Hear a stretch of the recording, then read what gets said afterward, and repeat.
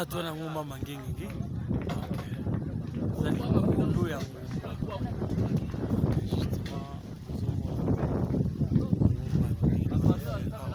on lié à prière, parce qu'il est déclaré que prier sans cesse.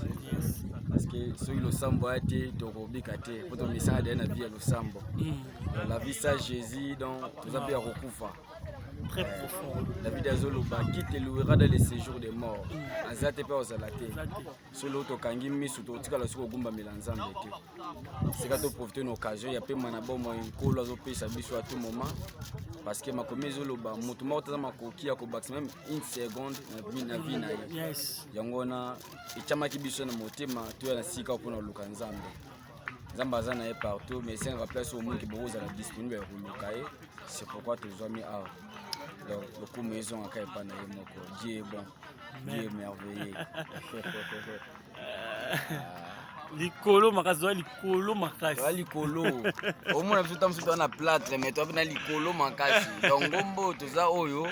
Soko mati yango pena seke pena nzambe. Adam ta rotonga kwa 6e niveau et comme maka ndako. Et comme ngombo te jamais.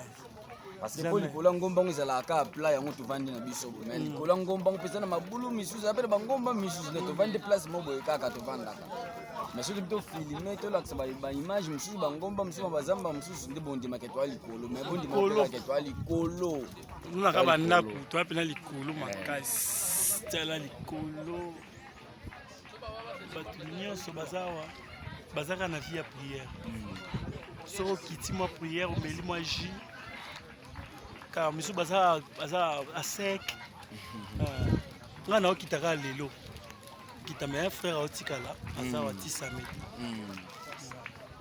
yaku batu mususu baya babi o ngana zonga ti une semaine batu basala ba un mois bazali batu ba jour moko ndeti biso tozame ngana osakara ti samedi na okitana ngai ngaka lelo nzamba pese yano donc tiko tak tant nzamba un coup une flamme nzamba ya ka mbala moko alobi ka mbala moko alobaka mbala moko elenga nzambe bozela album la biso tia esu liboso ezobima donc nyonso akonsome yango donc landanga na YouTube landanga na Facebook en direct dans nazokita lobi déjà tobani déjà ba prière na biso ya Facebook en direct donc nyonso azala saisi na otinda ngo kala te na otinda ba vidéo ko tala nzamba pambola bino amen.